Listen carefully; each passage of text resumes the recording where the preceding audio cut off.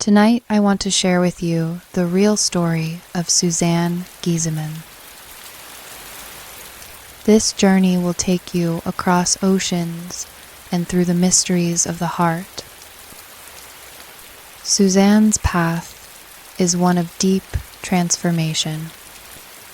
She moved from a life of discipline and service to a world touched by spirit and profound connection.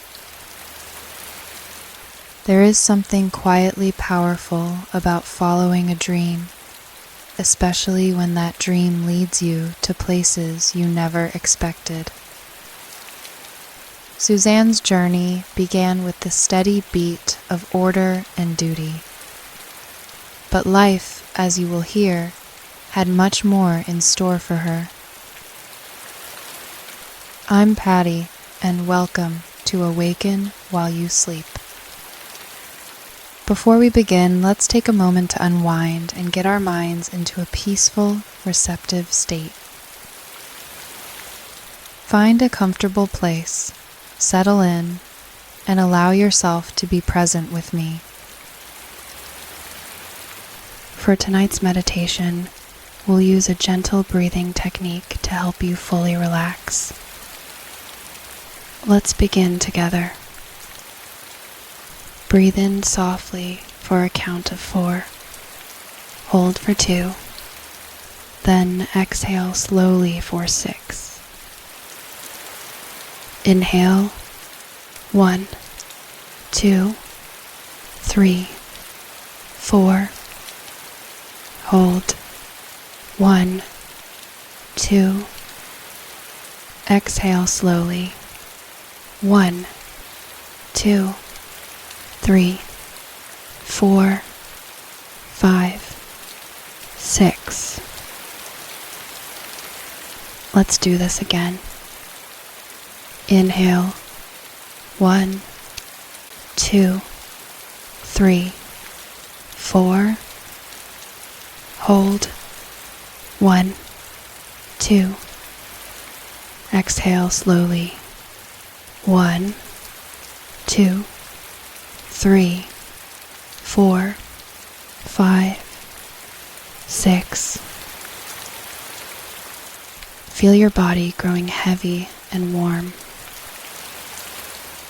With each breath, let your muscles soften, starting from your feet, slowly moving up through your legs, your hips, your back, and your shoulders. Let your arms relax, your hands resting gently by your sides or in your lap. Soften your jaw. Let your eyes close or your gaze drift softly downward. Each breath is an invitation to come home to yourself. Allow any thoughts to drift by like gentle clouds. With every exhale, let go of the day's worries. Breathe in peace. Breathe out tension. Notice how calm flows through your body, settling your mind. If your mind wanders, gently bring it back to your breath. I am here. I am safe. I am at peace. Let your breath be your anchor, steady and gentle. Now, begin to bring gentle movement to your body. Wiggle your fingers and your toes. Take one last deep breath in and a slow breath out. When you are ready, open your eyes or let them rest softly closed. Carry this gentle calm with you as we journey together tonight.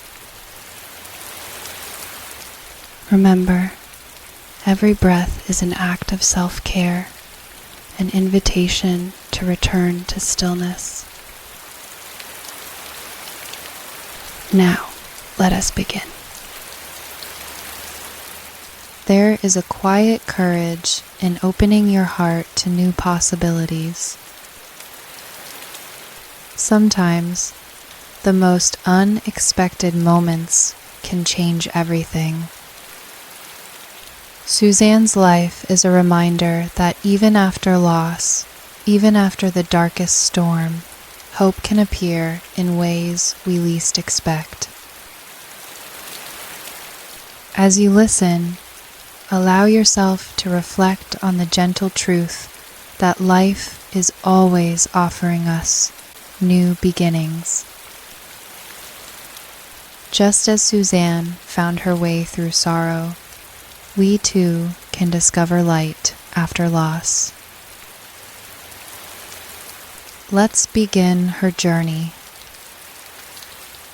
Suzanne Giesemann grew up with the steady comfort of family and possibility. As a teenager, she watched her older brother serve in the military, and she felt a strong sense of admiration.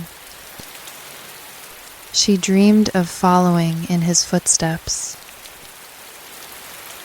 It was not just about duty. For Suzanne, it was about belonging to something greater than herself. When she joined the United States Navy, she stepped into a life shaped by discipline, leadership, and purpose. Her career in the Navy took her to places she had only dreamed of. She rose through the ranks, eventually serving as a commanding officer. She became a special assistant to the head of the Navy and later aide to the chairman of the Joint Chiefs of Staff. This was a rare honor. The chairman is the highest-ranking officer in the United States military. Suzanne's days were filled with travel, responsibility, and the constant pursuit of excellence. Every day brought new challenges. There was little room for error. Suzanne took pride in her work, knowing that at this level, every detail mattered. She traveled the world, met leaders and royalty, and even visited the White House. But even in the midst of duty, Suzanne felt the deeper questions stirring.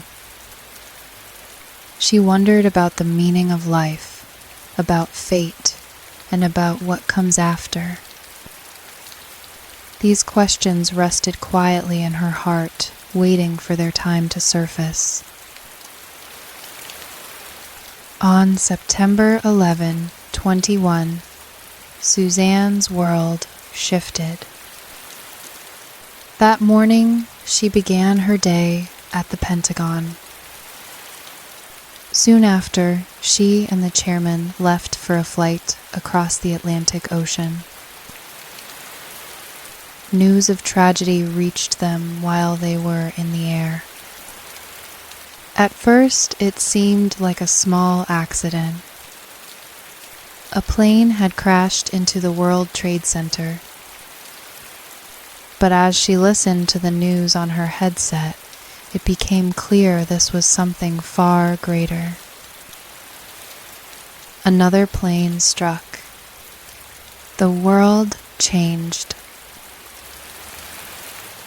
Suzanne and her team turned back toward Washington. Flying over Manhattan, she saw the city forever altered. When they landed, the Pentagon was burning. Flames lit the sky where she once worked. The world felt fragile and uncertain. In the days that followed, questions echoed in Suzanne's mind. Why are some people in the wrong place at the wrong time? Why are others spared? Even as she helped others through grief, she searched for her own answers. At her first chance to escape the weight of work, Suzanne and her husband Ty retreated to their sailboat. Lying on the deck beneath the stars, she gazed at the sky and wondered about life's mysteries. She realized that life was too short not to follow her dreams. Suzanne had always dreamed of sailing into the sunset. The events of 9/11 convinced her it was time. After serving 20 years in the Navy, she retired and set sail the very next day. She and Ty journeyed north to Canada, then south to the Bahamas. With each passing mile, Suzanne felt the world open up. By the next year, she found the courage to cross the Atlantic Ocean in their sailboat. The voyage was long and beautiful, filled with memories that would last a lifetime. Their journey continued through the Mediterranean, visiting Spain, Italy, Greece, and Croatia. Even while crossing vast oceans, Suzanne stayed connected to her family through email. She often wrote to her sister, her brother, and Ty's daughters. One day, anchored off the coast of Croatia, Suzanne read a book about the afterlife. The ideas seemed strange at first, describing a spirit world filled with beings much like us. She felt unsure but curious, sensing that there might be more to discover. That night, Suzanne had a vivid dream. In the dream, her stepdaughter Susan appeared, smiling brightly. Susan said, "The baby and I are fine." When Suzanne woke, the dream felt so real, she knew she had to reach out to Susan. Suzanne and Ty sent an email to Susan just to let her know they were thinking of her. Susan was back in North Carolina, working in maintenance for a squadron. Her husband flew search and rescue helicopters. Susan was about 6 months pregnant at the time. A few days later, while anchored off a deserted Croatian island, Suzanne and Ty received an email from Ty's daughter, Elizabeth. The subject line read, "Important." Elizabeth asked them to phone home as soon as possible. They sailed all day to reach an island with a phone. Ty dialed Elizabeth's number. Suzanne leaned in, her heart pounding.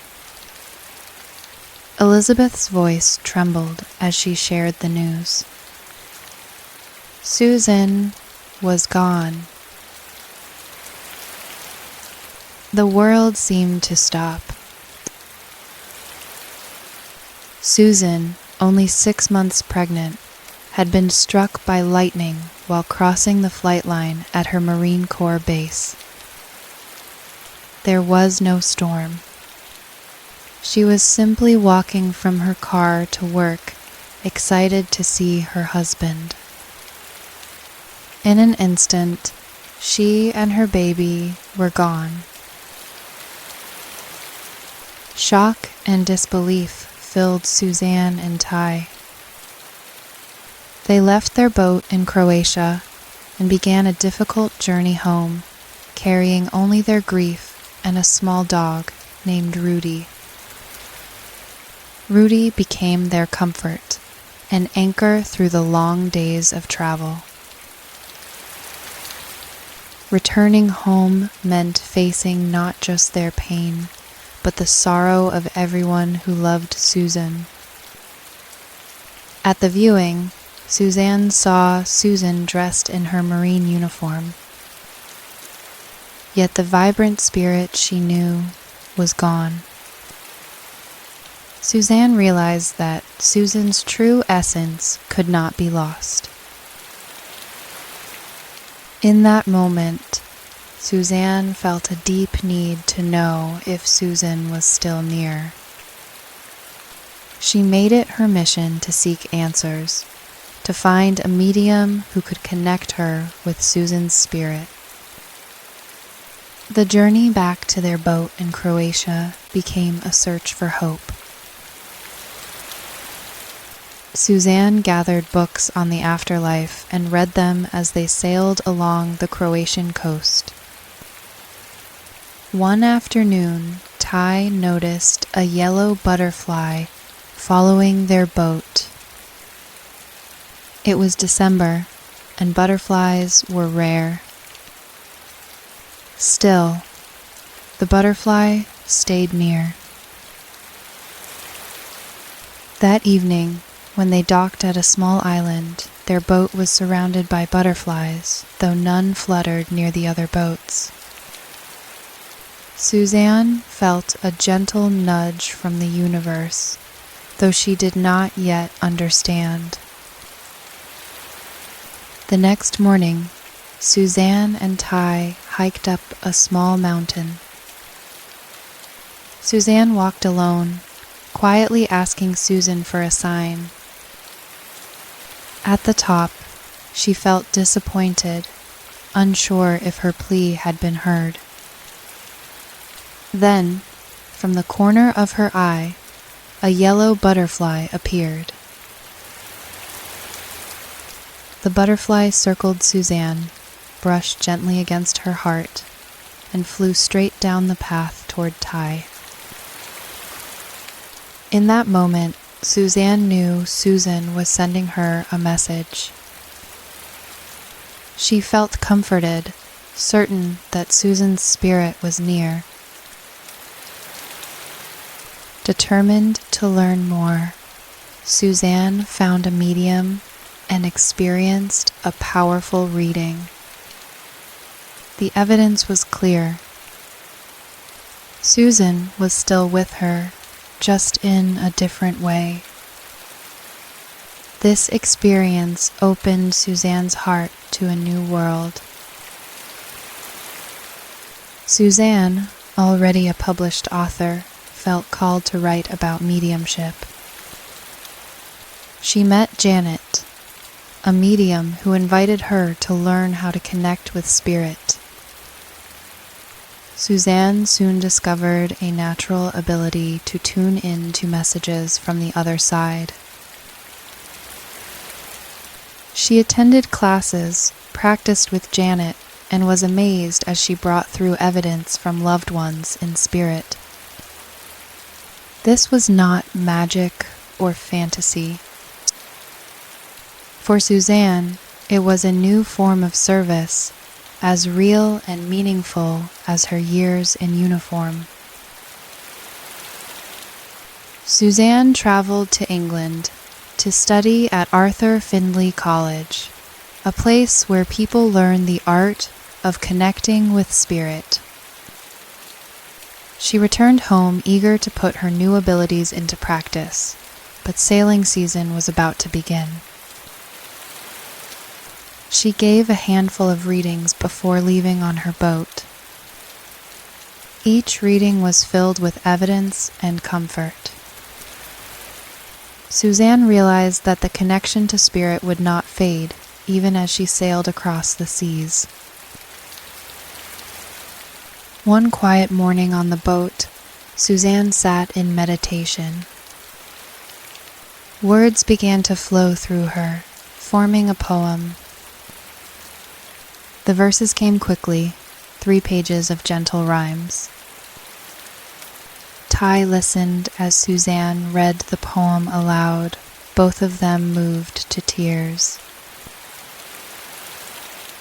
Day after day, new poems arrived. Suzanne sensed they were gifts from beyond, messages meant to heal and comfort. She gathered hundreds of poems and published them in a booklet, offering hope to others in grief. Suzanne knew she needed help to share these poems widely. She reached out to Ranger, a friend from her military days. Telling Ranger about her new life as a medium was not easy. She worried he might not understand. But Ranger listened with an open heart. He knew Suzanne's character and integrity. Instead of turning away, he became curious. Suzanne realized that sharing her truth could inspire others to open their minds as well. As Suzanne continued to give readings, word spread. People came seeking comfort, hoping to hear from loved ones who had passed. Suzanne welcomed each person, trusting that spirit would bring through what was needed. Suzanne's journey led her to the Florida National Cemetery at Bushnell, a place where her husband's headstone stands. On each visit, she felt closer to him, sensing his presence and love. It became a sacred ritual, a time to honor their shared journey. One day, a friend suggested Suzanne meet a woman named Anne, who had recently lost her husband. Anne was skeptical, unsure what to expect from a medium. Yet she agreed to meet, seeking comfort on her path through grief. Suzanne greeted Anne with kindness and invited her to relax. She closed her eyes, tuned in, and felt the presence of Anne's husband. In gentle detail, Suzanne described memories and messages that only Anne would recognize. Anne listened in awe as Suzanne spoke the very words her husband used to say. "You were the best thing that ever happened to me." Tears flowed as Anne realized her husband's love was still present, just in a new way. For Suzanne, moments like these are why she continues her work. She brings through proof that loved ones are still nearby, their love undiminished by time or distance.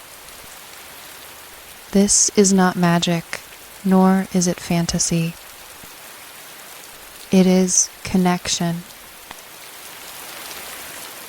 Suzanne has learned that life is just one part of our existence. She believes we are here to grow, to love, and to discover our true nature. Each moment matters. Every act of kindness, every breath of gratitude shapes our journey. As a spiritual teacher, Suzanne now balances her work as a medium with a life filled with purpose and love. Together with Ty, she continues to sail, to teach, and to share the message that love endures. What are we here for, if not for love? Suzanne's story invites us to ask this question in our own lives. Through every loss, every challenge, love is the thread that connects us all. As night settles in, let Suzanne's journey be a gentle reminder. Even through the darkest nights, the spirit of those we love is never far away. Their presence can be felt in unexpected ways, like the touch of a butterfly's wing or the whisper of a poem. Let yourself rest now, knowing that connection and comfort are always within reach. Take a slow breath in, and as you exhale, imagine the soft glow of peace filling your heart. Allow your mind to drift gently, carrying with it the wisdom of Suzanne's path. And so, as you settle into sleep tonight, I want you to carry with you the gentle wisdom discovered in this journey. Rest well and know that you too have within you the same capacity for peace. Sweet dreams, and may your night be filled with the same tranquil spirit we have shared together tonight.